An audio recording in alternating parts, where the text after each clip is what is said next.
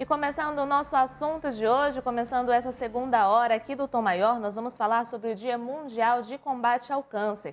Ele é lembrado nesta quinta-feira, dia 4 de fevereiro, e para discutir esse assunto com a gente, nós recebemos a médica oncologista Daniele Laperte e também a Jéssica Dias. Boa tarde, doutora Daniela, tudo bom? Seja bem-vinda. Boa tarde, Jordana. Muito obrigada pelo convite. Nós que agradecemos. Boa tarde também para a Jéssica Dias. Oi, Jordana, ótima tarde a você, doutora Daniele, muito obrigada aqui pela participação. Um abraço especial também a todos que nos acompanham aqui no Tom Maior. Boa tarde, Jéssica. Doutora Daniele, para a gente começar esse bate-papo, queria que você falasse para a gente como que tem sido o acompanhamento, né, desses casos de câncer aqui no Brasil.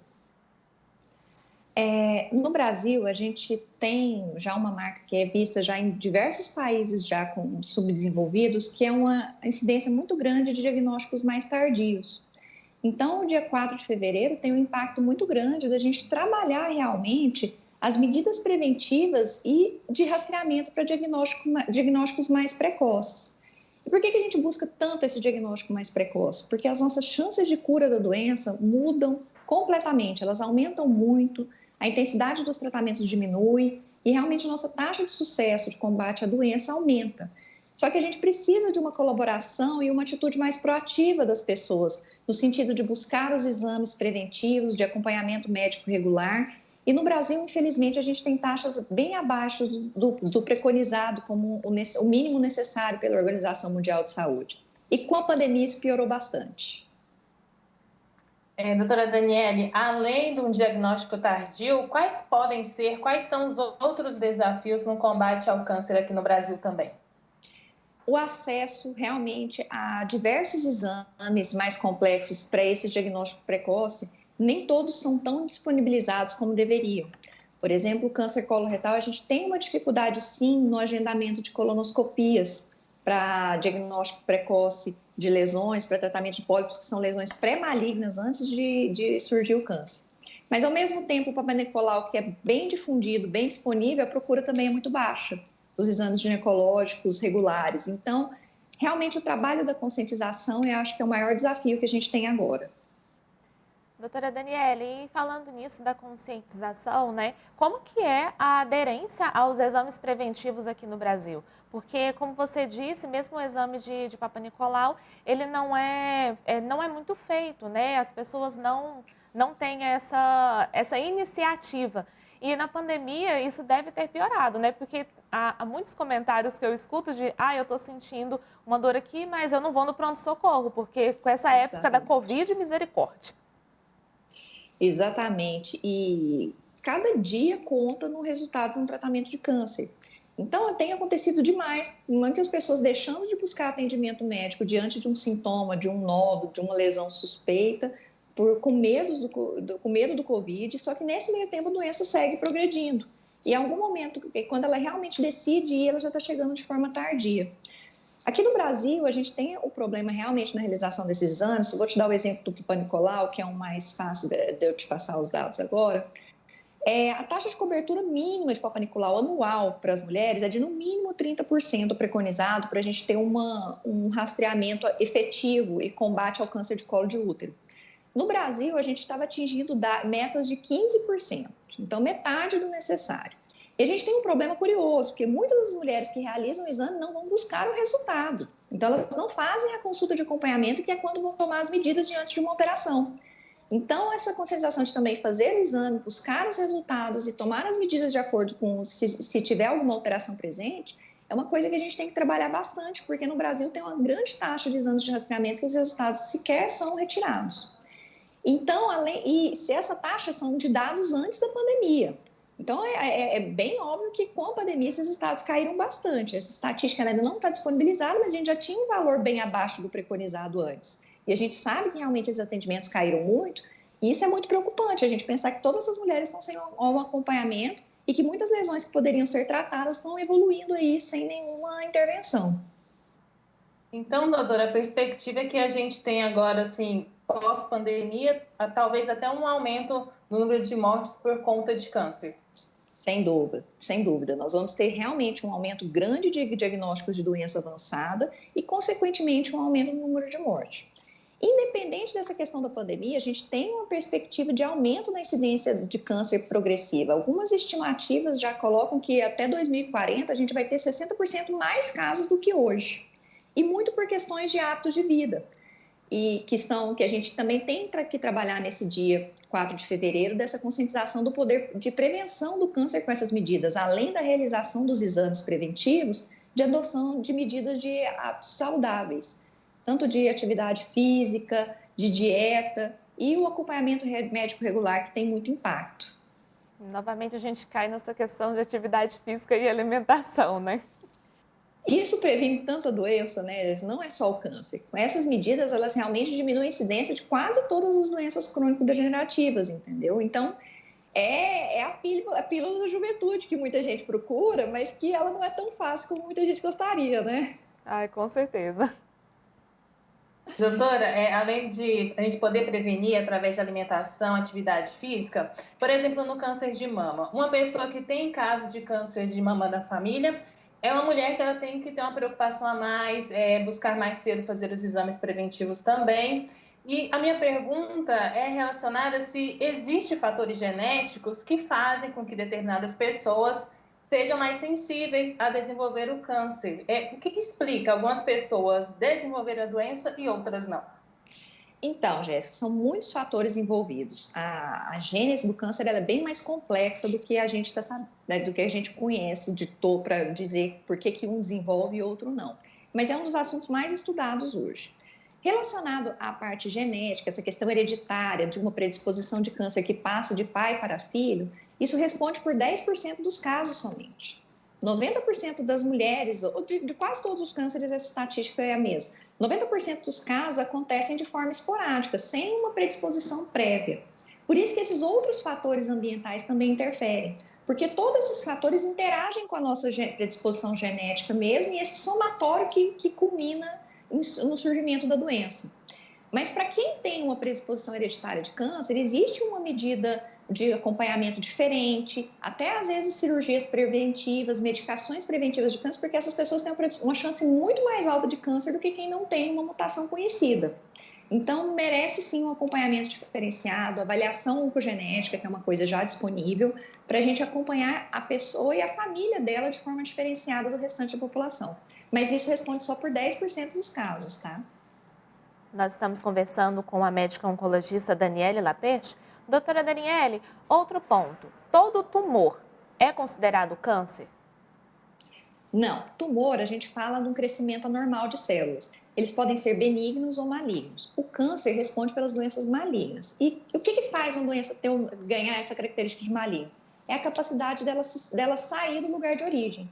Então, é a capacidade de se espalhar para algum outro órgão, para outros tecidos. Então, é isso que diferencia os tumores malignos dos benignos. Doutora, a gente falou sobre hábitos para prevenir o câncer, mas também tem hábitos que podem aumentar a chance de desenvolver a doença, né? Exatamente. E a gente tem medidas a serem tomadas. Os campeões são o fumo e o álcool. Eles realmente, principalmente quando em associação, mas os dois, o cigarro é o campeão com a relação de surgimento de tumores malignos. Não é só no pulmão, lembrar que o cigarro está relacionado a câncer de cabeça e pescoço, câncer de pâncreas, câncer de bexiga. Então, são várias doenças que ele aumenta e muito a incidência. O álcool também está relacionado ao câncer. E um fator que a gente discute pouco ainda e que tem um aumento de até 20% dos casos de câncer é a obesidade. O controle de peso tem papel preventivo fundamental e a gente tem que trabalhar muito essa informação.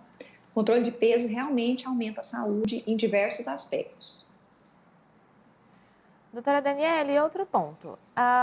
O envelhecimento da população, ele é uma preocupação quando se fala de câncer? O câncer, ele aumenta, sim, a incidência de acordo com a idade. Isso porque o DNA vai envelhecendo, as chances de falhas aumentam e a chance de surgir células neoplásicas aumenta. Só que o envelhecimento com hábitos de vida ruins, isso realmente é uma fórmula totalmente favorável para o surgimento de câncer. E o nosso trabalho hoje é de que esse envelhecimento ocorra da forma mais saudável possível, para a gente não acrescentar risco a um risco basal que todos nós já teremos com a idade, entendeu? A gente pode realmente realmente piorar muito o perfil desse envelhecimento da população. E a gente tem que trabalhar essas medidas de adoção de hábitos de vida já em fases mais precoces da vida para a gente mudar a nossa história, né, numa idade mais avançada. Outra situação, doutora Daniele, a pessoa ela é diagnosticada com câncer, faz o tratamento, tem a cura, mas passa um tempo a doença volta e até mesmo de forma mais agressiva. Por que isso acontece? Isso é uma característica das doenças malignas. Teoricamente, todo tumor maligno tem esse potencial. Por isso que são instituídos diversos tratamentos complementares, além da ressecção e do tratamento da doença local. Muitas vezes a gente usa de recursos como a radioterapia e a quimioterapia, tentando matar essas células que podem estar escondidas já em algum outro órgão que talvez demorem anos para aparecer. Esses tratamentos eles diminuem muito a chance em diversas situações, só que infelizmente ele não é 100% efetivo. Existem casos que essas células adquirem resistência e podem retornar depois. Todos os trabalhos hoje da oncologia visam tentar combater essas células de forma mais efetiva. A gente ainda não tem um resultado de 100%, tá? Mas isso tem desenvolvido muito. E o objetivo do tratamento oncológico principal é evitar que isso aconteça, ou se a gente não conseguir evitar que isso aconteça de forma mais branda e mais tardia possível. Doutora Daniele, uma coisa que eu particularmente não entendo. Por exemplo, você falando sobre hereditariedade, você diz que não necessariamente, supondo que a minha mãe teve câncer em alguma parte do corpo, eu vou desenvolver a doença. Então, se eu não tenho predisposição, eu não tenho fatores genéticos, eu me alimento bem, entre aspas, eu pratico exercícios físicos, quem sabe, mas vamos fazer uma situação hipotética aqui, doutora. Eu quero saber o seguinte, se acontecer, eu posso ter câncer, como que isso acontece? Qual que é a predisposição? Se eu não tenho fatores genéticos, me alimento bem, me cuido? Então, os fatores, muitas vezes, por exemplo, para o câncer de mama, o principal fator de risco é ser mulher. Isso a gente não pode mudar, entendeu? Assim, a exposição aos nossos hormônios, então toda mulher tem um risco basal de câncer de mama. Os hábitos de vida vêm somar. Enquanto a mulher tem um risco basal de câncer de mama em torno de 12% a 14%, se ela é obesa, se ela fuma e ela é sedentária, esse risco pode chegar até 45% ao longo da vida. Mas por que a gente tem esses riscos basais de câncer? O câncer é uma doença genética, a gente tem células dividindo no nosso corpo a todo momento. Essa divisão pode falhar. E essa falha, se o corpo não perceber a tempo e não conseguir corrigir, ele pode virar um câncer. Então, isso é uma certa loteria da genética, entendeu? Por isso que todo mundo está sujeito. O fato de você já ter uma predisposição, essas falhas de DNA têm menos chances de serem corrigidas e por isso aumenta muito mais o risco de câncer. Mas independente da predisposição, isso é um fator que todos nós estamos sujeitos a qualquer momento. Por isso que as medidas preventivas têm que ser adotadas, porque senão a gente potencializa muito essa possibilidade. Só que a gente não tem como ficar imune ao câncer, dizer assim, não, eu faço tudo e não tenho chance de ter câncer. Infelizmente, muitos fatores a gente não tem poder de mudar. Que essa questão, por exemplo, o sexo. Do mesmo jeito que o homem tem risco de ter câncer de próstata por ser homem. Porque os próprios hormônios sexuais do homem aumentam o risco, como os hormônios sexuais femininos aumentam o risco de mama. Então, a gente não consegue mudar tudo, mas a gente tem poder sobre as coisas modificáveis e elas têm um impacto muito grande, porque elas mais do que dobram os riscos, entendeu? Então, por isso que vale a pena a gente trabalhar, porque a incidência de câncer não seria tão absurda se a gente não tivesse acrescentando essa chance de erro para o nosso corpo. É um assunto mais complexo, muitos fatores envolvidos, né? Mas acho que nós perdemos o contato com a Jéssica Dias, doutora Daniele. Nós estamos conversando com a médica oncologista Daniele Lapete. Doutora Daniele, ainda falando sobre esse assunto, né? A gente falou de fatores genéticos, falamos da idade. Então, todo mundo tem chance de ter câncer, mesmo não tendo predisposição, não tendo fatores, não tendo histórico, né? Então, existem essas células cancerógenas, cancerígenas no nosso organismo, é isso? Não, elas podem surgir. Elas não necessariamente podem elas surgir. estão, porque como eu estou te falando, sempre tem célula dividindo e sendo criada e sendo formada, e uma delas pode vir com defeito em algum momento da vida. Isso vai aumentando essa chance com a idade, por isso que a idade interfere, porque o corpo realmente com o envelhecimento ele vai começando a ter algumas falhas. Isso acontece diariamente no nosso corpo, a possibilidade de surgimento dessas células, só que existem mecanismos normais no nosso organismo de tentar corrigir isso. O problema é quando esses mecanismos falham, e eles podem falhar, entendeu? Então, se você pensar, o câncer, essas falhas de divisão celular, elas acontecem todos os dias, e o corpo trabalha diariamente combatendo isso. Só que se a gente entra com esses outros fatores, a gente dificulta essa correção, sabe, diária que acontece no nosso corpo. Mas as medidas de prevenção, elas diminuem muito esse risco. Muitas infecções virais estão relacionadas a câncer, a principal delas é o HPV. Então, a gente pensar que vacinação tem fator preventivo de câncer muito grande. A gente vacinar contra o HPV, vacinar contra a hepatite B, a gente está prevenindo câncer. E é por essa possibilidade contínua que o acompanhamento médico regular é tão importante. Porque a gente tem que ficar atento aos nossos sintomas, fazer exames periódicos, realmente para pegar qualquer alteração que venha a surgir em fase inicial, se ela vier a surgir, gente, porque também não é uma certeza, não é uma sentença, é uma possibilidade. Então, falando dessa questão das infecções virais, que podem ser agravantes para o câncer, então, nesse momento que nós estamos vivendo, falando da pandemia da Covid-19, que é uma infecção viral, né? Nesse caso, os pacientes com câncer, eles estão no grupo de risco da Covid-19? Sim, estão, tanto que na vacinação eles estão no grupo prioritário. Ainda não iniciou por questão de disponibilidade mesmo, mas estão no grupo prioritário e todo paciente oncológico tem indicação da vacina contra a Covid. É bem variável mesmo, sim, mas realmente por alterações de imunidade, dos próprios tratamentos e da própria doença, eles têm risco de formas mais graves pelo Covid. Doutora Daniele, e há novos estudos relacionados ao câncer aqui no Brasil? Há alguma descoberta nova, algo que ainda está sendo investigado? Sim, felizmente nós temos bastante coisa sendo desenvolvida e nos últimos anos nós tivemos descobertas fantásticas que mudaram a história já de diversas doenças que antes a gente não tinha tratamento efetivo. Mais recente são os avanços nas terapias-alvo e na imunoterapia. São medidas de a gente conseguir tratar. Quando a gente fala que 2 pacientes com doenças parecidas fizeram tratamentos iguais, uma respondeu, outra não. A gente hoje, pela oncologia de precisão, consegue entender as diferenças moleculares que justificam essas respostas diferentes e consegue adequar os tratamentos mais direcionados para cada diferença molecular de cada tumor. Então, esse é um dos maiores avanços. E a imunoterapia, que é uma forma de estimular o nosso sistema imunológico a combater as células tumorais, que são também outros grandes avanços recentes e que têm mudado muito a história da oncologia para diversas doenças. Então, nós estamos numa fase de ganho de conhecimento bem grande, muitas novidades e, felizmente, novos tratamentos para casos que antes a gente tinha bastante limitação. Então, nós temos boas notícias, né, doutora? Felizmente. Doutora Daniele, agradeço muito sua participação aqui no Sagres em Tom Maior. Grande abraço para você e até a próxima. Muito obrigada, foi um prazer, viu? Um grande abraço. Grande abraço. Essa é a médica oncologista Daniele Laperte. Doutora Daniele participou conosco falando desse Dia Mundial de Combate ao Câncer, né? Lembrado nesta quinta-feira, dia 4 de fevereiro. Jéssica Dias também estava participando conosco, perdemos o contato com a Jéssica, mas amanhã ela está de volta aqui no Sagres em Tom Maior.